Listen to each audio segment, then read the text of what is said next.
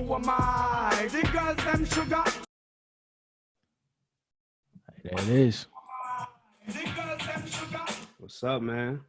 What it do? What it do? How you living? You know, all good vibes and Tootsie Slides over here, bro. How you? Not the Tootsie Slides. Not the Tootsie Slides, man. Man, some music, man. The music was been dropping, ain't it? Sound like summertime. Ain't nothing else to do. Shit, that's right. The creators value is definitely up right now. Oh, get this dude. Like creators value, people that's creating it. No, that's facts though. That's facts. That shit's up. We'll talk about it a little bit later, but that shit's definitely up. It's not down. That's facts. So we got a lot to talk about today, bro. You know what? I'm excited for the topic I probably shouldn't be excited for. I'm so excited about the Call Their Daddy podcast topic, bro. Oh man, I'm gonna let you have that, bro. Oh, I got the whole thing, bro. I didn't watch it. I even caught myself trying to watch an episode of them. I was like, all right, that's a step too far right there. I watched about 5 minutes. I said, yeah. Next time I hear something about giving a blowjob, I'm out. Yeah, that ain't for me. You know what I mean? Ain't for either one of us. Ain't for either one of us. But you know what it is for us? Just hear me. No music. All right, so I'm gonna start with some singles that came out. First one I want to highlight is from an artist by the name of Mariah the Scientist, with a song called R.I.P. So Mariah the Scientist is one of Tory Lanez artists. She's affiliated with his One Umbrella Crew, although this song was released through RCA, so I'm not sure like what the paperwork is or if she's like signed to him, so to speak. But it's a dope song. This is the first single that she released following up her album that came out last year by the title of Master. I really liked it, but again, that's kind of my bag. Like her voice is amazing, but like the lyrics and the content of what she's saying is real dark. You know what I mean? Like even in the song is called Ooh. Even the song is called R.I.P. and she's talking about like catching the dude cheating or whatever like that. And then it's kind of ambiguous of like what she's doing. Like, is she going to kill him? Is she going to kill herself? Like, it's kind of like real dark when you talk about it. But like her voice is amazing and the beats is kind of like, it's kind of reminiscent to like a Travis Scott type of or a Kid Cudi, like a very synth heavy, like a hypnotic type of sound. So definitely if you into that type of sound, Mariah the Scientist, R.I.P. That's a good track for you. For sure. All right, I'm gonna go with mine. I got about 4 singles. I'll start with "Need It" featuring YoungBoy. This about Amigos. So I think they are rolling out. I was on I seen that Cardi B was live the other day, and she was talking about how that Amigos was been working hard on the album, so she came by, cooked some food and stuff like that. So I'm guessing that they about to come roll out pretty soon. So this might be one of the singles that they need, and I actually really like it. It's just true to the Migos sound, and NBA YoungBoy really kind of just flew. He just fell right in. Like it didn't sound like he was trying to be on their time or anything like that. He was just rapping like he could. And you know, I'm not a big NBA YoungBoy fan because of all the antics and whatnot. But as far as he actually snapped on this, he snapped on this, and I like anytime you get the Migos with the kind of going back and forth type of versus flow, I kind of like that. So I like that from them. So yeah, that's Needed by Migos featuring NBA YoungBoy. Or YoungBoy Never Broke Again, excuse me. It's NBA YoungBoy, but he can't brand it like that because they're gonna sue. Yeah, they will sue. Especially now, they ain't got no money. So my second single, my second single was a track that you didn't like and probably still don't like, but French Montana, That's a Fact. So I think that the story behind how this remix came together is bigger than the actual song. So when he first released the original version of the song, That's a Fact, a couple weeks ago, he had a lot of beef at that time. Like he was going back and forth with a lot of people on the internet. One of those people was Fabio Foreign, and basically he was saying that French Montana was kind of taking that New York drill sound and not highlighting the people that made it popular, like the Pop Smokes, the Little TJs, and the Fabio Foreigns. So French Montana had Mr. Swipey, who's actually on the remix in the videos and all the promotional clips, but Fabio was saying that he was kind of using him as like a background dancer instead of like elevating him and putting him on a song or highlighting some of his music. So what French did was not only did he put Mr. Swipey on the remix, he actually put Fabio Foreign on the remix to kind of show you like it's bigger than, you know, a petty argument about the New York sound. It's about bringing New York together and kind of like elevating that sound, because since the 90s, New York really hasn't had a consistent sound, you know, kind of like the Atlantas or like the West Coast that's been able to sustain them for a long period of time. So it's dope that that little confrontation or that little back and forth on Instagram got settled relatively quickly, and it actually ended up them producing a record. And then French Montana, he just announced that he started a label and he actually signed Mr. Swipey. So he actually put his money where his mouth is, and he's showing that he's not just taking from that New York sound, he's actually trying to elevate it in a real way. So Yeah, this one is better than the original. So there's that. because it's less French. Yes, exactly. It's less French. And not I ain't trying to shit on French, but I just don't like him on that. I just don't like him on that. That's what I'm saying. Yeah, the that's story not is my better vibe. than him rapping it on this. That's a fact. That's all right. Moving on, we got I got another remix from The Weeknd and featuring Doja Cat. They remix In Your Eyes. So Weeknd part of that is kind of just the same. It's not really doing anything, but he just put Doja Cat on there, which is a good tactic. You know, she's hot right now. Well, let me. well, she's hot right now, but maybe not for good reasons. But before that, when I originally listened to this about a couple days ago, she was doing just fine. Nah, did you see that? What? It was hot for all the wrong reasons, dog. Nah, right now the block is way hot, but she still snapped. She still snapped on this song, so I'm gonna leave it at that. So yeah, he basically put Doja Cat on there. Good tactic, but I like this song actually better than the original, and I actually like the In Your Eyes off his album. So yeah, good song. In Your Eyes featuring Doja Cat by The Weeknd. Man, bro, Doja Cat. My story on that one wasn't as good as your story. That's my story. I'm sticking to it. I ain't got nothing to do with nothing else. Shorty was in there wilding, boy. Man, Shorty was wilding in there. She was tripping, dog. She was tripping. Those that don't know, just go there. What's the hashtag Doja Cat party over or something like that? Just go look at that. man, You'll see very soon on the It's Zoom crazy. call. On the Zoom call, wilding, dog. the internet don't forget nothing, bro. So my last single that I got is from excuse me, an artist by the name of Polo G. The song is called Wishing for a Hero. It's actually the last song off of his album The GOAT that he released last week. I think that Polo G is probably one of the more talented newer artists, just because he has the popularity. He can prove that he can make a hit, something go viral, and then he actually has bars. Like, he actually has lyrics, and he puts his time and effort into actually saying something when he raps. And nowadays, when that's not really necessary, I applaud artists like a YBN Cordae that actually take the time to do that and actually make quality music. So this song is sampled Tupac's That's Just the Way It Is.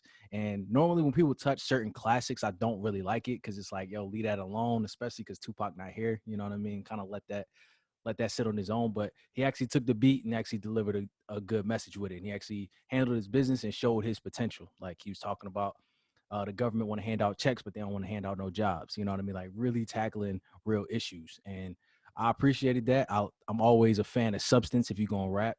And the only thing that's holding me back from Polo G, like jumping on that bandwagon to say like he's one of the next up, is just the tone of his music. Like, listening to this album last week, a lot of it is kind of like NBA Youngboy, kind of like Rod Wave. After you listen to kind of like T-Grit, but the overall tone of it is like, it's kind of down. Like, I listen to it and I just feel like sad or depressed or like angry. You know what I mean? Like, the frequency is real low. And I think that on the songs like Wishing for a Hero, on the songs, the one that went viral on TikTok, what's it called? The Go Stupid. Those songs, he shows that he can actually make something like upbeat and actually still rap. But all the other ones, and it might be him just being a product of his environment and just going through real life PTSD, going through real life problems that kind of reflect that. But if he can kind of balance it a little better to kind of hint some of the sadder kind of more records and then some of the more upbeat ones, I think he has a lot of potential. Yeah, I really like that song. The album is I agree with you on that. It does. It's kind of it wasn't what I was expecting. Is what I would say. It was kind of low. A lot of trauma stuff talking about, but that's fine. I mean, we ask rappers to rap about what they live in. So if he's trying to cope, if that's how he cope with that, then I'm fine with it. Though. But yeah, I Yeah, like. I ain't mad at it. Mhm. Oh shit, my bad. My turn. Dang it. So you, boss. All right, my next one is "Made It" by Tiana Taylor. It's basically a track for the 2020 graduating class. 2020 graduating class been getting a lot of love lately. Uh, side note, I was just watching the video on the governor of Nebraska gave a speech to the class, to the 2020 class. Just go watch that. Go go watch that, bro. That's just a side note, but they've been getting a lot of love lately. And this is just kind of adding on to that. So Tiana Taylor made a song. She also made a video. The video is what you can tell, like it's about like just kind of graduating and moving on. So really good track from her. It seemed like she back to making music that she really want to make. It seemed like with the last kind of the rollout with the 7, there was a lot of drama around involving that, and it just seemed like she wasn't really feeling the product that came out. So it seems like she might be back to making the music that she want to make. She just came back with a song not too long ago in another video, kind of like a Michael Jackson vibe. So looks like she where she want to be.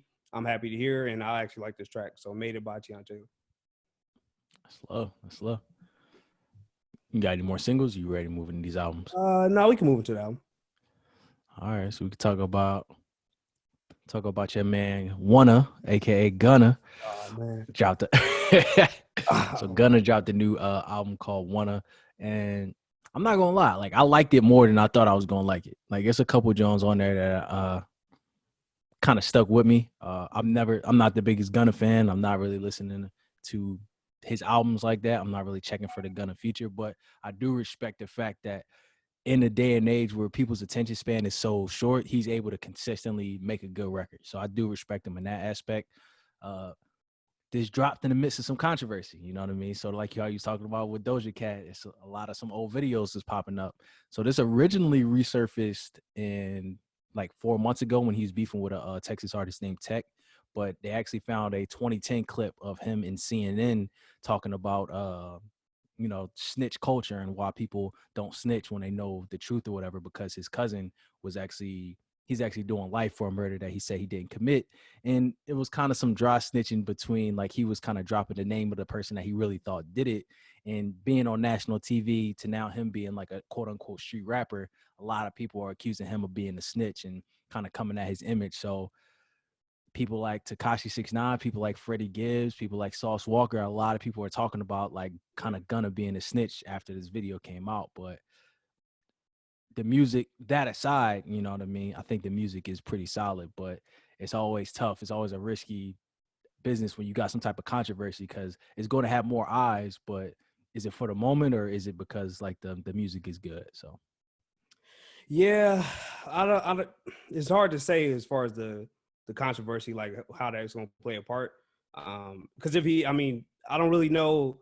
Yeah, he can be considered a street rapper, but not as much as like a Moneybagg Yo or a Gucci Man. I don't think anybody ever put him in like a category of that. So I mean, it is what it is. We seen what Tekashi 6ix9ine is doing, so fuck it, honestly. But as far as the music, as far as the music go though, I got the same criticism that I got for Future, that I kind of got for Future, or that you had for Future, is that it's just a little bit too long, and some of the songs sound like similar. Like it seems like a lot of songs are just kind of replaying again. And I know that's part of the streaming era. That's kind of like how you got to play it. You got to release a lot of songs, and then some of them hit, and then there's some of them streaming, and that's how it works. Like that's just the game that people play. So I understand it, but it doesn't really give me the best products.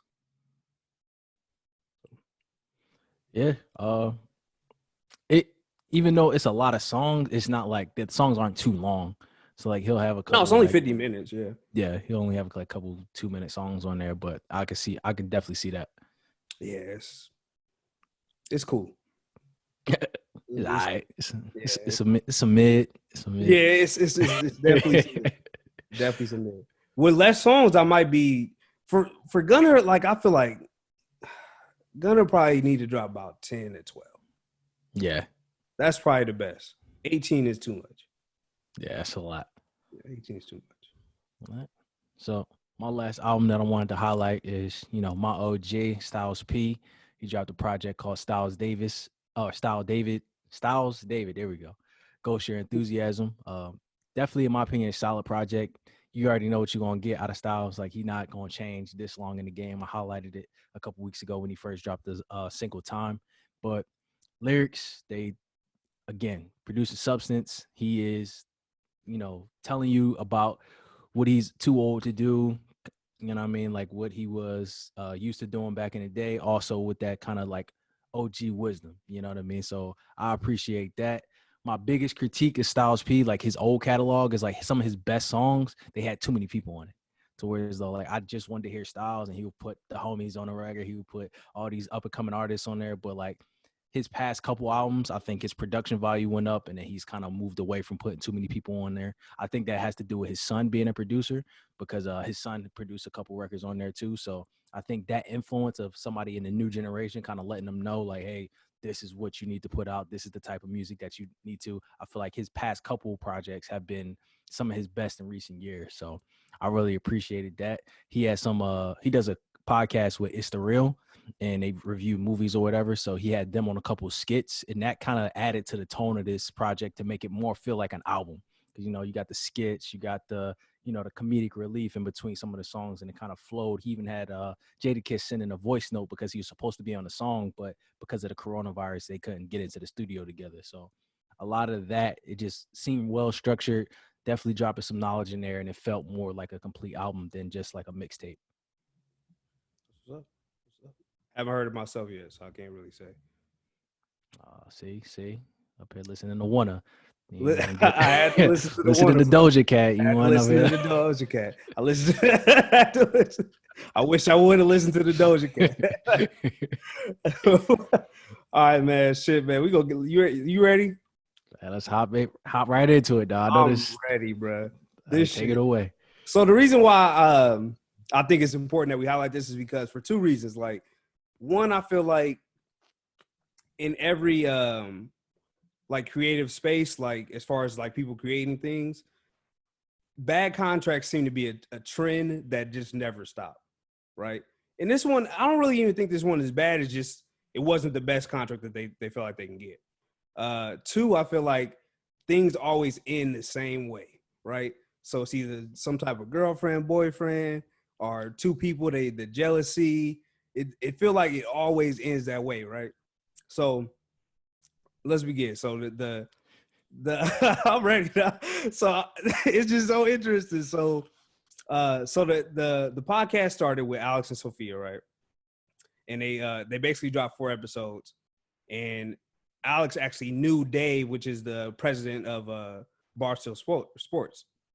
So she already knew him. So he called her and said, "Hey, I see you doing a podcast. How about I come put you on my stuff and I'll get you a contract or whatever like that." So she's like, "Cool, I'm gonna come holler at him." So she went over there, hollered at him, negotiated the first contract. The first contract was similar. It's included stuff like this. So it was a first year deal that included. It didn't include the IP, although they did actually have negotiations about the IP. The IP is basically, for those that don't know, it's kind of like the name. It's like everything that is the Call Her Daddy podcast. So they can't move without it. Like now, Barstool Sports owns Call Her Daddy podcast if they give them the IP. So that's what they had. But it was a 3-year deal. The first year they was gonna make 75 each. Second year, they're going to make 85 each. And then the third year, they're going to make 100 each plus bonuses. Well, 3 months into that, they actually got raises that exceeded that of the second year. So they got more than 85. At the end of each year, they are allowed to renegotiate, though. They can, if they're doing well, at the end of each year, they can renegotiate. So when they got these raises, Alex actually got a bigger raise, right? So it was reported that eventually it got to the point where even within the first year, Alex was making $500K and Sophia was making $450K. This is all within the first year, which is good money to talk about sex once a week. Let's be honest, it's solid money, dog. But apparently Sophia didn't like that very much. But Alex, not only is it because she knew Dave, which I'm not saying that's why she got the podcast. I'm not saying that. I'm just saying she knew Dave. But they had their relationship, but they was negotiating the contract. She also did all the editing. She also did all the social media. She also did all the sales, any type of drops. She did all of that. So it was similar to Sophia just kind of coming on, doing her part of the podcast. And then Alex had to go do the rest of the work in reality, based off of what she says. So Peter Nelson comes into play, which is the head of HBO Sports. He comes in as Sophia's boyfriend and says like, "Yo, y'all not even making the industry standard." So they both like, I don't really even know what the industry standard is. Like, I don't know what we supposed to make, but I feel like we're making good money. So he's like, nah, fuck that. We gonna rewrite a whole new contract for y'all, and we gonna send this out. We gonna get y'all some lawyers. So Peter, her boyfriend, got both of them a lawyer, and they wrote up a new contract. And this is what they first offer was. So they offered them $1 million guaranteed. They're freelancers, not employees. 50% of all revenues and 100% of the IP. I don't know if that sounds crazy to you, but that sounds goddamn ridiculous. Do you understand? You're like $1 million each. $1 million each. We're freelancers. We're not employees. We don't work for you. We're freelancers. We get 50% of all the money that you make off of our podcast, and we get the IP. What are you even here for then? Like, what are you here for to get paid by me? That's not. So obviously Dave comes back like, man, get the fuck out of here. I've been nothing but generous to y'all. Like move this shit out of here. I'm not doing that basically. So Peter, the other boyfriend, starts negotiating with other people trying to get them better deals. Well, they end up meeting at a rooftop like later on down the road. And Dave actually comes with this offer, which is a counter offer. So they offered him a raise from $500K. So we don't know how much it was, but it was raised for $500K. They can't have the IP at the end of the contract, which was less than 18 months at the time, but he was willing to cut 6 months off of that. So after a year, they walk away with their IP. But they just wanted 90% of the alcohol sales. So I'm imagining that was lucrative. So it had to have been a lot of money because this is a great deal. This is an amazing deal from a CEO. This is how you can tell. Now, this is from Dave's side, though. Those numbers are from Dave's side. Dave came actually on the Call Her Daddy podcast. That's the funny part, right? Like the CEO of the company get on your podcast because you can't do it. It didn't tell the story. That's a big flex right there. Like, that's still crazy. Me. That's crazy to me. But so he offered them that. Alex wanted the deal at the table. So Alex is like, oh, fuck, that shit sound great. That does sound great. 12 months after a year, I could just walk away free. After almost getting paid almost $1 million, and I get my IP back, and we can go do whatever we want after 1 year. Yeah, let's rock. We just went from 3 years, from another 24 months down to 12, and we get the IP back. I don't see a problem. Like I don't see a problem with that. So they the Sophia and Peter was like, nah, fuck that. Like we want this, and they started going back and forth, and then they ended up with another counter offer that was similar to the first one, but had even more wants, like had even more things that they wanted. So Alex was saying, okay, now y'all trying to sabotage this shit. Like y'all don't want to be here. Y'all trying to fuck up the game. So I'm gonna go talk to Dave and tell him like, I don't want no more parts of this. Like I'm done. So basically what it looked like at the end of it is that Alex is actually going to take the deal by herself and do a pod, but we'll find that out on Wednesday. We'll find out on Wednesday what happens. Yeah, it's crazy, bro. It's crazy because it just show you the value of just patience and just having, an independent mind and a goal. You know what I mean? Yeah. Especially if you're going to be partners in something, y'all got to be on the same page. And for somebody else to just come in and basically blow up this whole, what you've been building for the past couple of years is just crazy, man. Pretty much. I mean, legitimately, you had somebody from an outside source. And I understand that he's the head of HBO Sports, but to come in and just tell y'all, like, y'all ain't making enough money. They said that there was a lot of people telling that they wasn't making enough money. But at the same time, they were barely over a year into podcasting. Like, they were blessed to even be where they was at, if you really look at it. Like, so I understand that their deal wasn't that great to start out with. But even then, pressing the issue the way they did was probably the wrong part. Like, the deal that they threw on the table to begin with was nuts. They were lucky that Dave was a nice guy and decided to counter with a great deal, with a really good deal. Like, yo, all right, cool. Y'all don't want to be here. That's cool. I'm going to pay y'all somewhere above $500K for this year.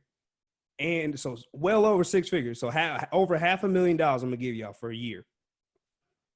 Additionally, I'm going to give y'all your IP back after that year. those two things alone, regardless of what else is in the deal, is way better than the 3-year deal they signed that didn't include the IP before. So now they stuck in that 3-year deal because they kept pressing that issue. It's greedy. It's kind of greedy. It's backstabbing involved. And these things, like I said, these things always fall apart with like jealousy and shit like that. Like Sophia was clearly jealous that Alex had that little bit of money more than her at that point. They both was making money. They should have been happy with that. You can argue. I can see Dave's side of their point. They want a different contract. But I also see that the side from Dave, and I don't think there's very many presidents of companies that's going to give out those type of deals just for the fun of it. There's probably a lot more podcasts on way worse deals than those, especially the one that he counted off. Yeah, I think ultimately Sophia fumbled the bag. Bad. You know, like, because like you said, after every year of the contract, they were able to negotiate compensation. And the fact that they went from their base salary started out at 75,000, and with all their bonuses, they were making over or up to $500,000. Just imagine how much you would make if your base salary was $500,000, and then with all your bonuses, you could easily be looking at over $1 million after all of those bonuses start taking into effect. So to not have the foresight to see, okay, let me just bite down for this next year and then start making moves afterwards. Because at the end of the day, you have that deal on the table. You can always come back to renegotiate once your contract is up. You know what I mean? At some point, we got to start looking at these artists and these podcasts and these creators to say, you sign a contract, you kind of have to fulfill that. You know what I mean? The first one might not be what you want. You might overperform, but at the same time, Barstool had just as much input in the success of this podcast as you did. So they're kind of owed something as well. And if you want to go back and renegotiate it when the 3 years is up, go ahead and do that. But what happened is she kind of burned her bridge, because at the end of that 3 years, once they had their intellectual property, they could have sought out deals from all other networks, and they still could have went back and kind of used that as leverage to Barstool and say, hey, we can get $1 million over at HBO. We can get $1.5 million over at Spotify. So we want $2 million from you just to keep us solid. They had that, business trick in the book, but because they, like you said, because that greed got in there, because of that jealousy, and because they had that new factor into the picture, which is the new boyfriend, all of that just kind of got fumbled out of the way. And Alex, hey, I'm thinking for myself. I'm handling my business. I've been handling my business this whole time. I've been making my deals. I've been taking care of myself. Obviously, you seem to be not as focused on the business, and you seem not to be on that same page. So I'm going to sit up here and take care of myself and not crash and burn with this direction that you're taking. And I can respect that. You know what I mean? I think that lack of communication, when you get emotional about the situation, is tough. When you blur that lines between friendships and business. But the moment you lose the ability to have a civil conversation about what's smart for business and, what is good or what you want in the moment, I mean, that's just the recipe for destruction right there. And she had the best deal out of them all. She didn't even have to edit a podcast. She had to legitimately, she didn't have to promote anything. She literally just had to come on and talk for that time frame, and then just dip, and was getting paid for that. Alex was doing the whole rest of the work. She was doing the editing. She was doing the promoting. She was doing the social media. She was doing all the ad drops. She was getting all the ads. She was negotiating the contracts. And she was only getting paid $50K more than her for all that work.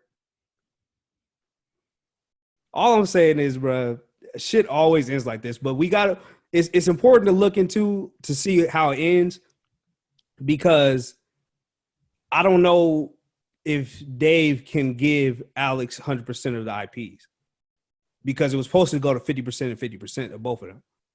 So unless he voids the whole contract, exactly, and then he could probably do that, void the whole contract, and then give that contract too, because he owns IP now.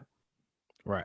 So it's the Barstool Sports IP. So it's gonna be interesting to watch. But one thing it's reported that they were debating or negotiating when they first started the deal about the IP.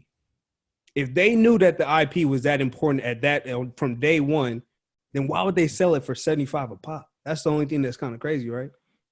Yeah, but you got to think of these circumstances. Like, she was Alexandra said that she was in a bad spot. Like, she was literally just trying to survive. So I'm not even making 75K now, and I got a steady job. So to do that, just a podcast, it's like, that's a pretty lucrative deal. Once you get into the game and you start to see the different levels of it, that's why they were able to negotiate after every year. But there is no guarantee that this podcast is going to be a success. Barstool took the risk up front, so they wanted to own the label up front. I mean, they wanted to own the IP up front. You got to look at it from business. It's not personal. That's just business. Because if that would have flopped, Barstool would have been out 150K in base salary and all them bonuses. So the least you can do is give me the IP, and then we can renegotiate. It's not. I see it from Dave's point of view more than I see it from Sophia's point of view. If I had to look at it, if I had to put it that way, because I don't. At some point, you got to be able to honor the contract. Like there's been a lot of that in the game, like lately, and at some point, you got to kind of honor the contract. We've seen that same thing with Meg Thee Stallion. Like, so like it sounds like they helped you out a lot, and now you trying to flip it on them. That's not how it works. Because that's not how it works if it was just your friend. If it was just your homie that just was like, yo, I'm gonna put you on. I'm gonna make sure that I'm gonna do all the things that the big label could do, but I'm gonna do it with my money. You wouldn't then turn around on your friend and be like, okay, you're not paying me enough. Motherfucker, I put all my money into you. What do you mean? I pretty much helped make you. So don't then turn around and flip just because it's a corporation. Like that's kind of whack to me. That's what happens when people don't know their business, man. You gotta do your research. You gotta know the business. You can't just go in blind because the devil's in the details, as they say. And you can see how important they are once stuff like this pops up. Yeah, I've been learning a lot from just watching this story. Like a ton of information, just watching the story about the industry and just how it works. And I've been wanting to eat a lot more from my man Joe Rogan. Yeah, one person who did not fumble the bag was good old Joe Rogan. The bag, bro. So for those that don't know, we don't even know how much. I don't know if you see. I've been looking up all day. So so Joe Rogan just signed a multi-year Spotify deal. Wall Street Journal reported from an anonymous source that it's over 100 million. A lot of people are saying that it's well above that. Some people estimate between 150 to 180, but it's a multi-year deal through Spotify, and it's just licensing. So it's not as if Spotify actually owns the podcast or controls the podcast. It's just all of the podcasts in the back catalog will now be moved to Spotify. So that's going to be official as of September 1st. And then sometime before the end of the year, the actual live video or the actual video portion of the podcast will be moved to Spotify as well. Now, Spotify doesn't currently have that capability, but they are acquiring that, and they will have it by the end of the year just to accommodate all these different podcasts that they've been buying up. So the clips version will still be available on YouTube for the Joe Rogan podcast, but ultimately that's just like a advertisement to go listen to Spotify if you want to get the whole thing. So Joe Rogan, like last year, it was reported by Forbes that he was the highest paid podcaster, and he brought in $30 million, which has led people to believe the over $100 million number, because if it's anywhere to 3 to 4 years, if you calculate, 30 million times 3 to 4 years, obviously that's going to be close to or above $100 million. So if Joe is doing that by himself, if you want him to come to your streaming platform and do it exclusively, obviously you're at least going to have to match that, which is definitely going to put you over 100 million. But a lot of people are saying he's far exceeded that number. A lot of people within his inner circle. He's worth more than that. Oh, absolutely. And it's crazy because Spotify actually made so much money just by announcing that Joe Rogan was actually signing to that. So when the deal was announced, their initial stock price was $169.43, giving their company worth of $31.5 billion. Now, 24 hours after they announced the Joe Rogan podcast was going to move to Spotify, their share price went up to $190, giving their market share to a total of $35.29 billion. So just in 24 hours after announcing that Joe Rogan was coming to Spotify, they made almost $4 billion in a day. So that's the type of flips that we need to be aware of, just from announcing you spent close to, let's just say 200, you know what I mean? Let's say you spent $200 million, but then you made 4 billion in a day. That's the type of hustles that we need to look at. And that's what stories like this, stories like the Call It Daddy podcast, we should be paying attention to, because if we're going to be adding to that market, if we're going to be the people that are participating in that type of market, we need to be able to understand our worth to bring these numbers to negotiate with, you know what I mean? So you don't want to get too greedy like a Sophia and kind of oversell yourself and not and underestimate the value that the actual platform is going to give you. But you also want to know your worth to the point where you're able to leverage what you're already making to a company and kind of handle your business on the front end. Because Joe Rogan been doing this for 11 years and he built this straight from the muscle. So for him to kind of do this independent, he put himself in a position to where his first deal that he signed, you know, he owns his IP, you know, he's going to get paid handsomely for it, and you know, nobody's going to control it. Rather than partnering up early where you have to give up so much like a Call Her Daddy, Joe Rogan built it from the muscle. And that just shows you on the back end how much money that he can make from that. And this is just one of his hustles. Like he only makes this from podcasting. He's still That's a where it touring gets comedian. crazy. Yeah, That's he's still a touring comedian with several Netflix specials, and he's a commentator for the UFC. So if you look at all of his hustles, he's literally at the top of the top for everything that he does. So much respect to Joe Rogan for that. Absolutely. It's very rare in like this space as far as like creating stuff. I know I keep saying that word, like it's kind of corny, but like it's very rare for somebody to have that much leverage. Like he had all leverage in negotiations. There was because like be clear, like Joe Rogan did not need Spotify. Joe Rogan would have been perfectly fine doing his thing on YouTube, doing it his way. It doesn't matter. He got to maintain that, doing it his way. All he had to do was just move it to another streaming service. And it's not even immediately. It's till after a year. So after 12 months, it'll be exclusively on Spotify. And that'll be already a year into his deal. So he'll only have 2 to 3 years left on that.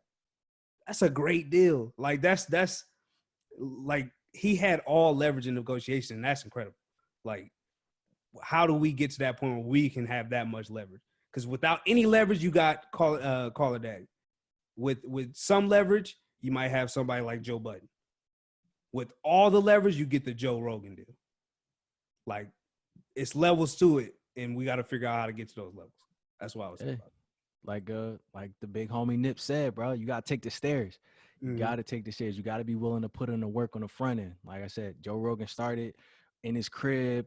Remember, he had the snowflake effects. Like it was super low budget, super low quality, and it took him 11 years to get to this point. But he's built it up. He took the stairs. He put in that work to where people are coming to him. Presidential candidates are sitting with him to kind of gain a buzz. Elon Musk is sitting with them. Scientists, fitness experts, fellow comedians. He kind of created a world in itself, but he was willing to put in that work for 2 to 3 years before anybody even noticed. He was still working at the UFC. He was still on Fear Factor. Like he was doing so much until it actually popped, and people got to stop looking for that instant gratification and know that it's going to pay off on the back end. So even if it takes 11 years, is what you're doing really going to be worth that big payout on the end of the day? And if it is, just got to put your head down and keep putting that work in. And do you enjoy doing it? Because that's one thing. That's a big thing. Because you could tell he just had fun. It's his show. He do whatever he wants. He's been doing it for so long. It's like it's nothing to him. Like he is, well, for one, obviously the top podcast creator. But like everybody, I think everybody that's in podcasts is trying to have a podcast similar to what he had. Now he's a little bit different because he's more of a guest based show. Like he has a lot of guests on. Every episode is like a guest, which is fine. I'm not saying he couldn't pull that by himself, but his is a lot different than a lot of other podcasts because you have to have those connections built in order to start that. We talked about that with like Lil Wayne, his like radio, like the connections is a big deal if you have a guest based podcast. So something to think about though, for sure. But it didn't start that way. Like it just started with him and his friends. It started with him and fellow comedians and just, hey, let's just get together and pop shit for a couple hours. And then it just became a thing like, oh, that's Joe Rogan from the UFC. All right, now we got some UFC fighters. Oh, that's Joe Rogan from Fear Factor. Now we got some people that know Joe Rogan from Fear Factor. And so you got to also you always got to point out that because where he is now, like go back to episode 20 when he didn't have that many views. Go back to episode 5 when he was still trying to figure out the audio and he had the wrong type of chair and they were recording from a couch. Like it took a long time for them to step up the production quality. So don't base your today's success, with ignoring 11 years for building from that. So yeah, he was working, bro. He's working. So let's give him the round of applause, man. And if you ain't watching the Joe Rogan podcast, then you ain't black. I'll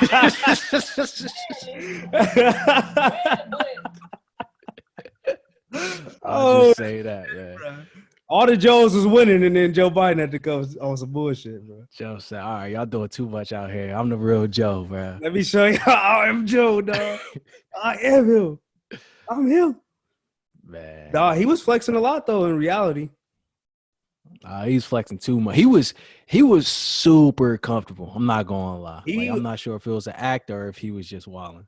no, I was actually super surprised after I like watched it in entirety because I seen that clip, the end of the clip. So I'm gonna give a lot of jokes, but in reality though, he did pretty good.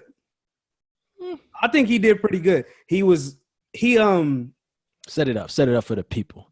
So Joe Biden just did an interview with Charlamagne the God. It was very short. It was like 18 minutes. A lot of people just seen that end. You probably heard about the end, about him calling people that's not voting for him not black, kind of basically what he's saying. But in reality, this is what I think personally. Personally, I think that he was flexing a lot. He kept restating his track record. He had great answers as far as like, you know, as far as politicians go. Politicians gonna give you a lot of promises and everything like that. He had a good answers for a lot of the things that he was saying. It wasn't like he wasn't fumbling over his words a lot. He seemed like he was really ready for it. And then three, the biggest question that I feel like Charlamagne did a good job about questioning about was the 94 crime bill. I think he made me go and actually research it because he made me feel like he truly believed that it wasn't not that it wasn't bad. He admitted that it had some issues in it, but he also said there was a lot of good that came from it. And I'm like, so that's why he doesn't want to admit it's a mistake. So after I did a little research, I might not agree, but I can see the argument now. Like, you know what I mean? Like, I don't agree with what he's saying, but I can rock with the fact that he's standing on his argument, because he's gonna have to do that if he want to go against Trump. Like, he's gonna have to stand his argument. He's gonna have to have reasons to stand behind it, right? He's gonna have to be flexing. He's gonna have to be confident. He's gonna have to start saying his track record. He's gonna have to be ready to answer any type of questions. He's gonna have to be ready to be this type of Joe Biden is the only person that's gonna actually be able to stand in a debate with Donald Trump. Because if he's the way we see it in some other videos, it'll be shaky. It's still gonna be shaky now, because you know Donald Trump he's gonna try to control all the narratives in the whole debate. So if he can be more like this, which is more like Trump, really is more like how he was kind of act like how Trump is. So if he can be more like this, he might have a better shot.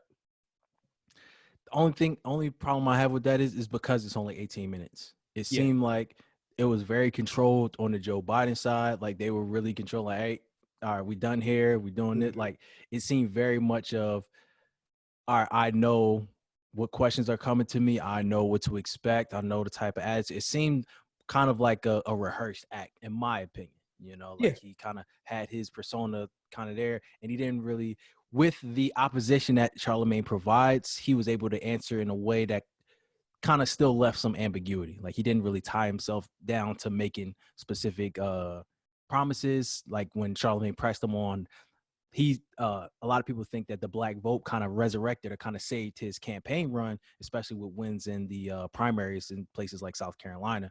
And he was saying a lot of people want from you a black running mate. And he said, like, I can't guarantee that it's going to be that, but I can guarantee that we're looking at, you know, multiple people in my cabinet, and as well as somebody filling the vice presidency.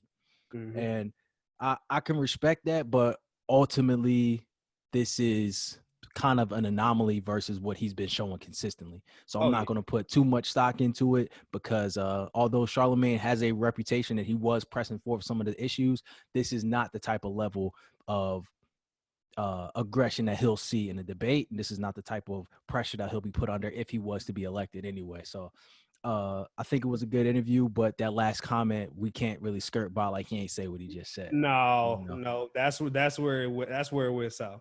Yeah, that's what's crazy. Yeah, go ahead. Yeah, it's crazy because it feels like this is kind of how people look at the black vote. You know, in this way, it's kind of like, if you don't know who to vote between me and Trump, then you ain't black. That's kind of like the equivalent of what Trump said when he was running in 2016. What do you have to lose? And honestly, our political behavior has dictated that our vote be treated as such. a lot of the times that we're married to a personality and we're married to words, but we don't really demand any type of action, to the point where everybody, the hot topic now is what's your black agenda? What's your black agenda?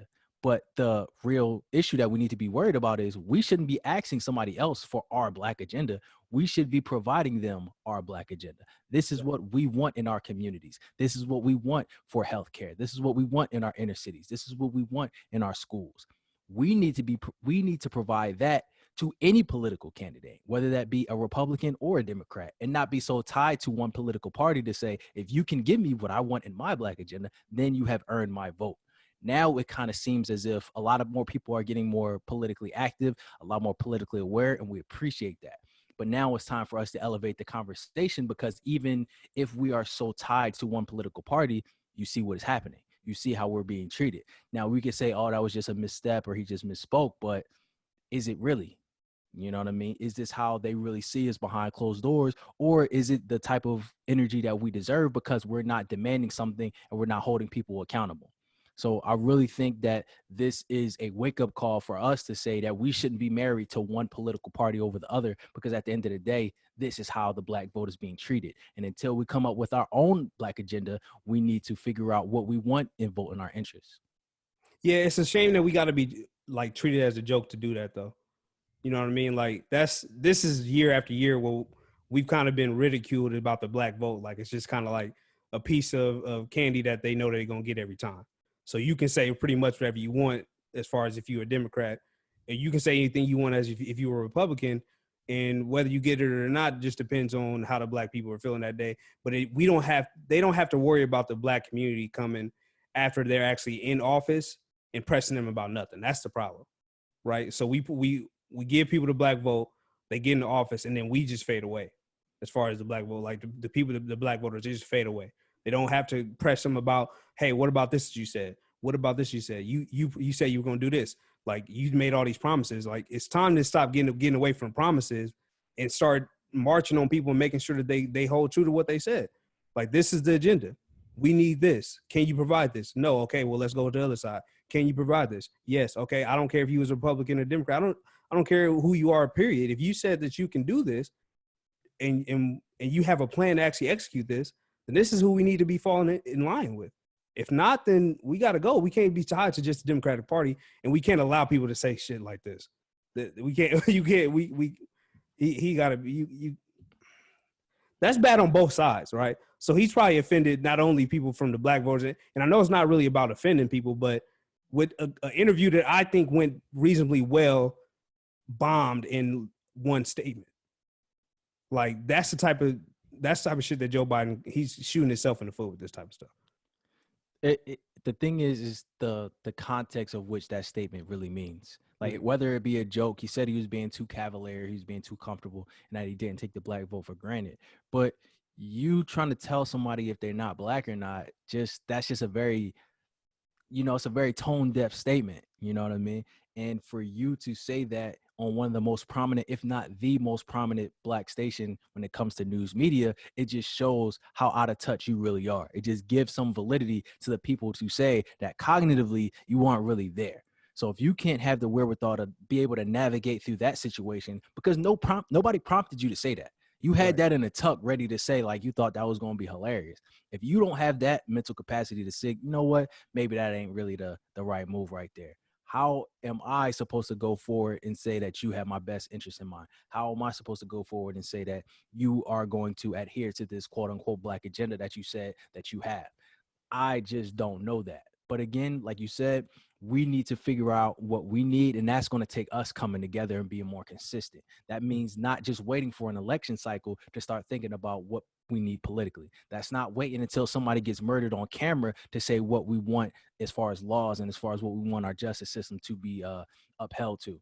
This is an everyday thing. The reason why people didn't talk about politics, back in the day before it became so pop culturally relevant is because this is an everyday thing. This should be influencing every move you make, how you conduct yourself as a human being. That should be in line with your politics, just like religion, just like your finances. So that's why it was so taboo to talk about it. And now that I think since the Obama era, a lot of people have, kind of come to the mainstream and talking about it without really realizing the effects of your politics and how deep it really runs. As when you're talking about different policies of, do we think that the government should have a hand in whether women can get an abortion or not? That's a very deep issue, and you really have to look, okay, what do I truly believe is the role of the government and what is the role of the individual? And if you're the type of person that thinks that the individual is sovereign and we should have our own rights, then you need to look at politics in a different way than just thinking that the government is there to do what you want them to do and have this overall outreach. So this should lead to a bigger conversation of what politics really is and what type of effects it has on our community. Well said. Well said. But when Kanye said y'all want to call him all types of sellouts, but he been saying this for years. I'm not about to. He been saying this for years. I'm not about to. Barely. Thank you, Jesus. Thank you. Listen, man. Moving on, bro. Moving on. Moving on, bro. Nah, all right, so let's get into this Who Am I? Not the Who Am I. We are in the Who Am I podcast, apparently. But let's get into the positivity shout out, man. Mine's gonna be short and sweet because we gave him a lot of love on this episode already. But I felt like it was probably good enough time as any to give a positive shout out to Joe Rogan. Joe Rogan, not only because of what he did this week, but just if you watch his story, he's been showing you how to get the bag for a long time and in several different ways by just working and being yourself. Like staying true to yourself. Joe Rogan has been the same person he has always been. He's always been. He doesn't care what a lot of people think. He's out here. He'll do what he wants to do. Does what he pleases on his podcast. You gotta love that, right? And then he's been doing that same thing for years. For like you said, 11 years. Staying true to himself, learning how to get the bag, increasing his podcast, his own thing, and then not only that, he's getting the Fear Factor bag, getting the pay-per-view bag. He's getting so many different bags just by working and being himself because people like him, right? Because people want to float. People love that type of shit. When you want to be yourself, when you want to rock it how you want to rock it, I can rock with that. You know what I mean? So that was super, right? I can rock with it. But so shout out to Joe Rogan, man, because like I said, he's been showing us how to get the bag for a very long time. And he just got one of the biggest bags of all time in podcasting. So that's something to look up to, for sure. Yeah, that's you rock the way you want to rock, man. You know what I'm saying? I can rock with you. With that. I can rock with that. Lead with it. I can rock with that. I can rock with that. Yeah, so that's a good one, of course. My positivity shout out goes to Rob Kinney. Rob Kinney is a YouTuber who created a channel called Dad How Do I. So Rob, he basically gives basic do-it-yourself tasks such as changing tires, fixing a running toilet, ironing a dress shirt, just to say like these are things that you would normally ask your dad to do. Now, he started this channel because he grew up without a father that really wanted him, and he knew that once he became a father, he didn't want to have that same void with his kids. And I think that that's a really dope idea because one of the biggest problems in the community is father absence. Like President Obama said in the speech, I believe it was in 2015, the greatest threat to the Black community is father absence. And I think that when you come from that environment, it's easy to just kind of get sucked into that cycle. And I think that's what's been happening generation after generation after generation until it becomes normalized. But what Rob did, he noticed that the type of impact that it had with him not having a father in his home. So he created a YouTube channel for anybody else that didn't have a father in their home to tell them how to tie a tie, how to basically iron a dress shirt, how to do the simple things, how to shave. He has videos on how to do those basic things to kind of be a virtual dad for anybody learning or needing to have those type of things. So this his account just went viral in the past couple of weeks. A lot of people have been tweeting it out. So he went from a couple thousand followers, so he has now over 1 million. And it's just dope to see somebody who's just doing something from the kindness in their heart, just to say, I know there's a void out there. I know what I went through. I'm going to do something about it, rather than just complain, rather than look to somebody else to solve it, rather than look to somebody else to come and step in.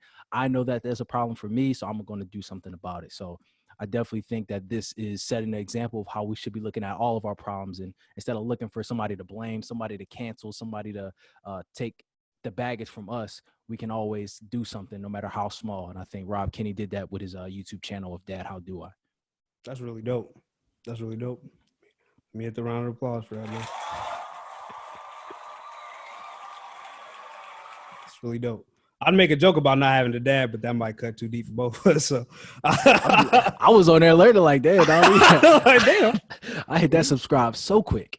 Man, okay, this shit is a tire.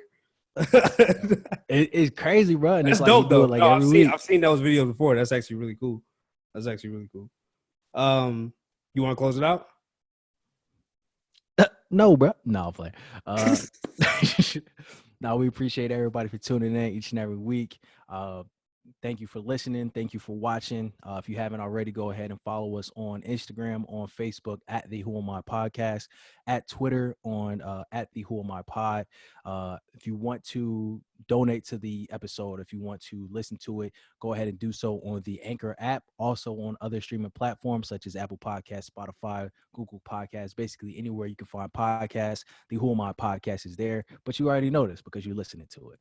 You know what I'm saying? If you already have the YouTube channel, make sure to hit the bell, subscribe so that you know whenever it's uploaded, and definitely leave any comments on social media. Give us any feedback. If you want to see something, if you want to be involved with the podcast, go ahead and let us know. We appreciate each and every one of you.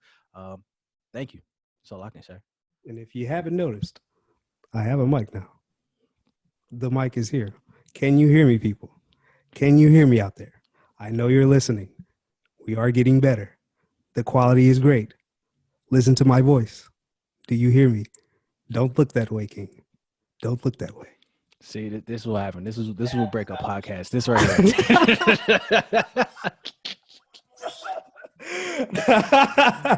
You get a All right, microphone, bro. don't know how to act, dog. Listen, but I'm not a rapper. Nah. Well, if you're not a rapper, then you ain't black.